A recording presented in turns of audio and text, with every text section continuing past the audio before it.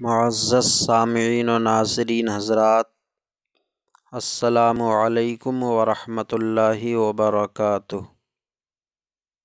بسم اللہ الرحمن الرحیم۔ الحمد للہ رب العالمین، والصلاة والسلام علی محمد سید المرسلین وعلی آلہ واصحابہ اجمعین۔ اللہم افتح علینا حکمتک وانشر علینا رحمتک یا ذا الجلال والاکرام۔ ناظرین حضرات، معرفت التجوید میں آج ہمارا سبق قاعدہ نمبر 18 سے ہے۔ قاعدہ نمبر 18 میں مد عارض کی تعریف اور اس کو یا مد عارض میں کیا جائز ہے، یہ دو باتیں بتائی گئی ہیں۔ تو مد عارض کی تعریف میں کہا گیا ہے کہ مد عارض وہ مد ہے جس میں حرف مد کے بعد سکون عارض ہو۔ سکون عارض، سکون عارض ہونے کا مطلب کیا ہے کہ حرف مد کے بعد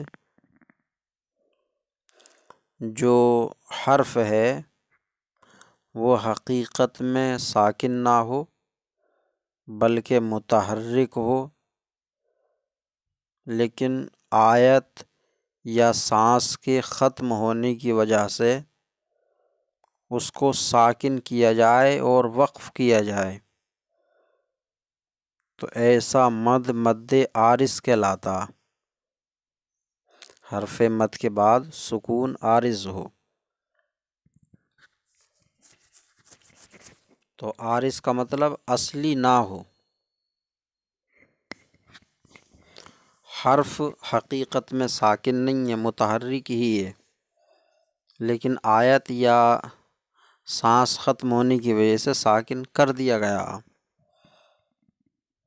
تو اس کو مد عارض کہیں گے۔ مد عارض میں طول، توسط، قصر تینوں وجہ جائز ہیں، لیکن مد عارض کے توسط کی مقدار 2 الف بھی ہے، جبکہ طول 3 الف کی مقدار ادا کریں۔ قرآن پاک کی تلاوت کرتے ہوئے طول 3 الف کی مقدار کیا جا رہا ہے، تو توسط جو ہے ایسی صورت میں جبکہ طول 3 الف کی مقدار کیا جا رہا ہو تو توسط میں 2 الف کی مقدار ہے۔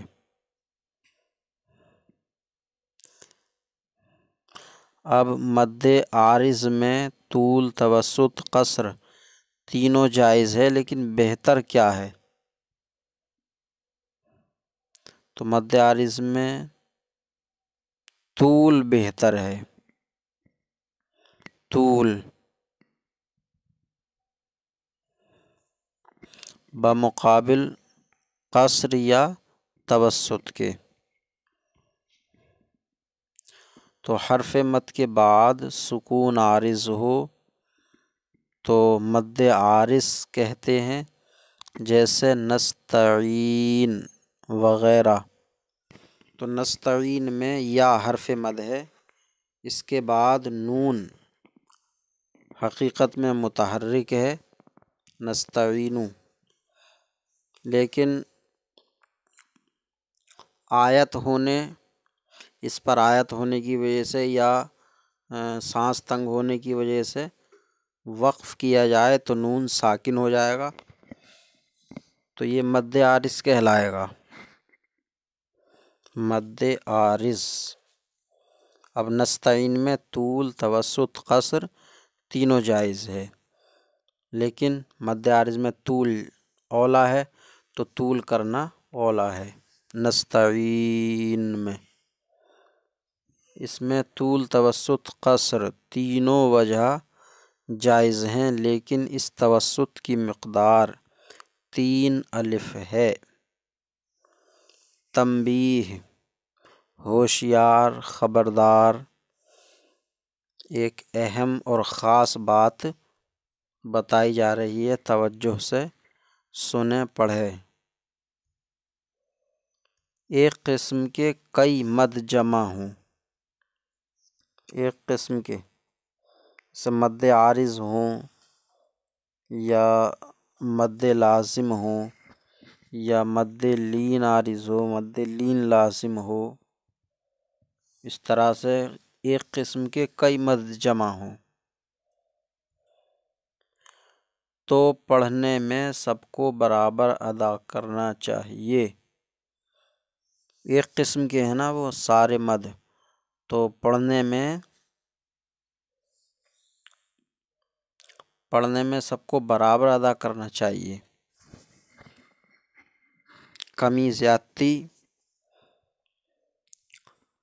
کمی زیادتی کرنا یہ اصطلاح قراء میں جائز نہیں ہے، برابر برابر سب کو ادا کیا جائے۔ تو ایک قسم کے کئی مد جمع ہوں تو پڑھنے میں سب کو برابر ادا کرنا چاہیے، اور کئی قسم کے مد جمع ہوں تو ضعیف کو قوی پر ترجیح نہ دینا چاہیے۔ قوی کو ضعیف کو قوی پر ترجیح نہ دینا چاہیے۔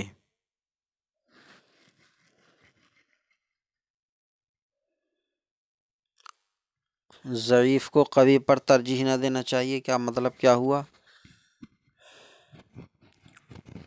مثلا مد عارض بھی ہے اور مد لازم بھی ہے، تو اب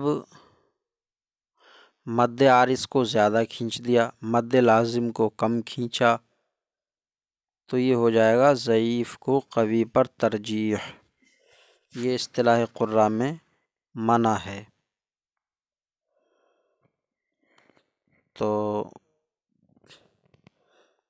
ایک قسم کے کئی مد جمع ہوں، کئی قسم کے مد جمع ہوں تو ضعیف کو قوی پر ترجیح نہ دینا چاہیے،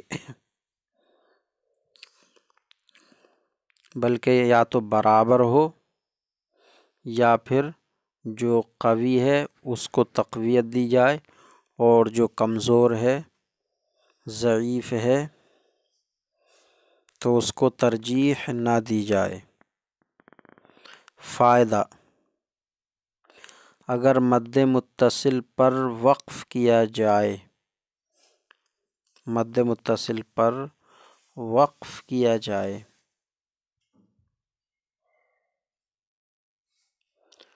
تو کیا ہوگا؟ تو سکون کی وجہ سے طول، توسط جائز ہے، طول بھی توسط بھی دونوں جائز ہے، مد متصل پر وقف کیا گیا تو۔ لیکن قصر جائز نہیں ہے۔ اب قصر کیوں جائز نہیں ہے؟ تو قصر اس وجہ سے جائز نہیں ہے کہ ہے وہ مد متصل، تو اب اگر قصر جائز کیا جائے تو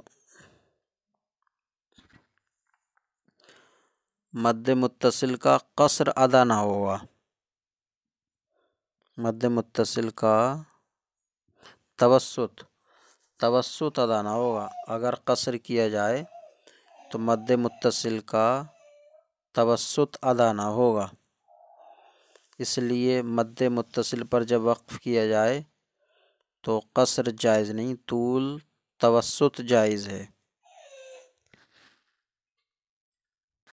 تو مد متصل پر وقف کیا جائے تو سکون کی وجہ سے طول، توسط جائز ہے، لیکن قصر اس وجہ سے جائز نہیں کہ مد متصل کا توسط ادا نہ ہوگا، جیسے السفہاء وغیرہ۔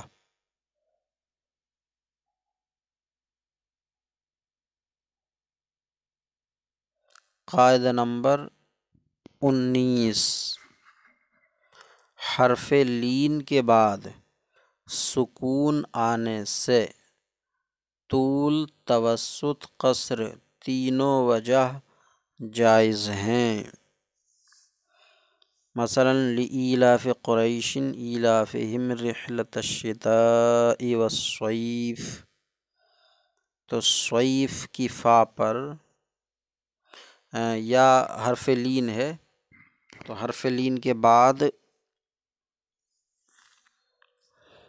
سکون آ گیا صیف، تو اب اس میں طول، توسط، قصر تینوں وجہ جائز ہیں۔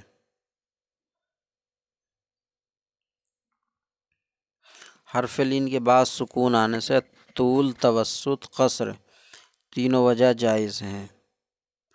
فائدہ، مخرج اور صفات لازمہ کے ساتھ حرف ادا کرنے کو تجوید کہتے ہیں۔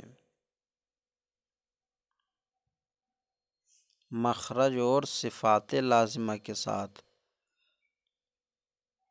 حرف ادا کرنے کو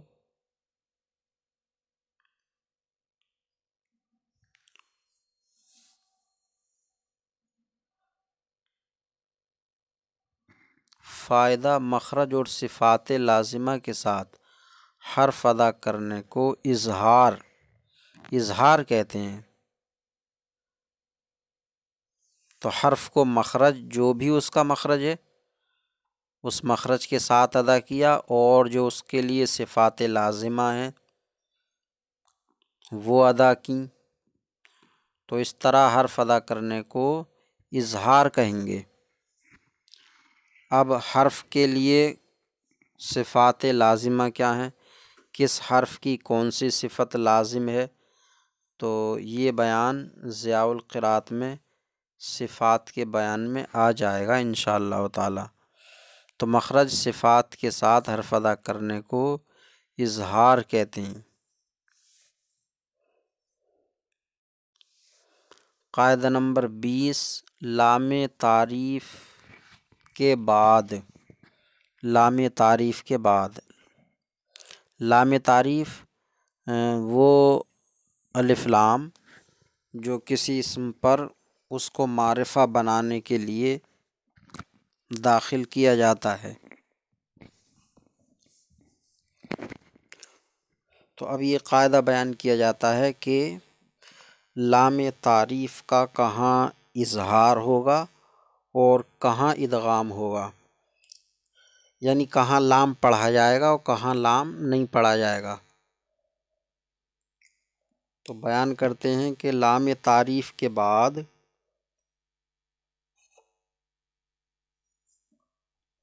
ابغی حجک وخف عقیمہ، ابغی حجک وخف عقیمہ،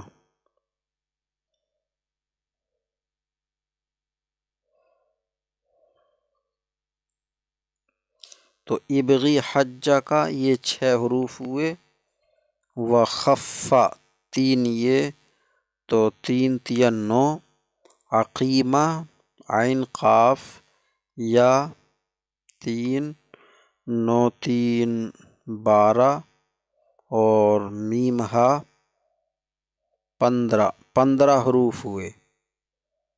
تو ان 15 حروف کے بعد اگر لام تعریف آتا ہے تو لام تعریف کا اظہار کیا جائے گا، لام تعریف کو ظاہر کر کے پڑھا جائے گا، اور اگر ان کے علاوہ کوئی حرف آتا ہے تو لام تعریف کا ادغام کر کے پڑھا جائے گا۔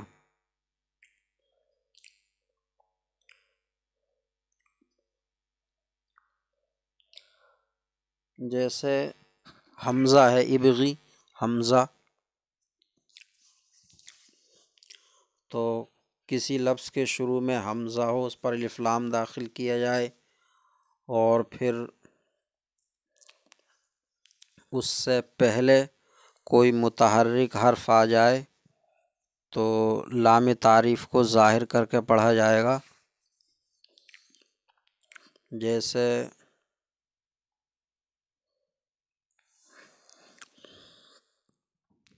الاحد، جیسے الاحد ہے الاحد، تو الف لام کو ظاہر کر کے پڑھیں گے۔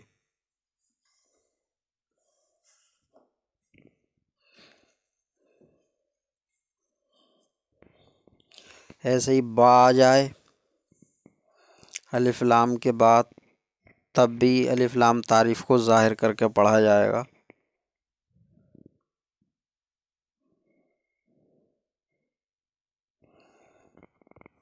جیسے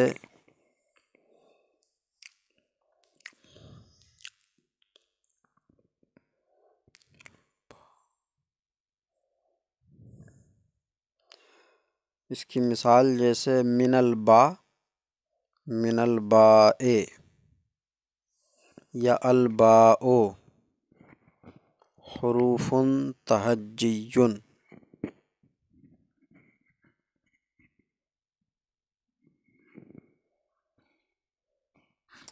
تو اس طریقے سے قرآن پاک میں ہر ایک کی مثال دیکھ کر نکال لیں، قرآن پاک سے دیکھ کر مثال نکالی جا سکتی ہے، اور کسی کاپی میں لکھ لیں۔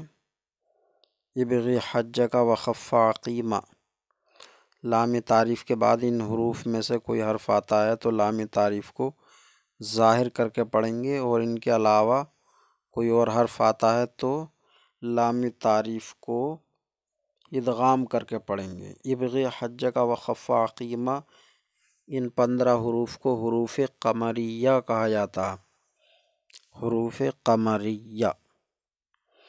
تو خلاصہ یہ کہ لام تعریف کے بعد حروف قمریہ میں سے کوئی ایک حرف آئے تو لام تعریف کا اظہار ہوگا، لام تعریف کو ظاہر کر کے پڑھا جائے گا، اور اگر ان کے علاوہ کوئی حرف آئے ان کو حروف شمسیہ کہتی ہیں، تو لام تعریف کا ادغام کر کے پڑھا جائے گا، جیسے والشمس، والشمس وضحاہا، تو والشمس ہے تو لام کا ادغام کر دیا گیا۔ اللہ تبارک و تعالی سے دعا ہے سبق سمجھنے یاد کرنے کی توفیق عطا فرمائے، کوتاہیوں کو معاف فرمائے۔ السلام علیکم ورحمۃ اللہ وبرکاتہ۔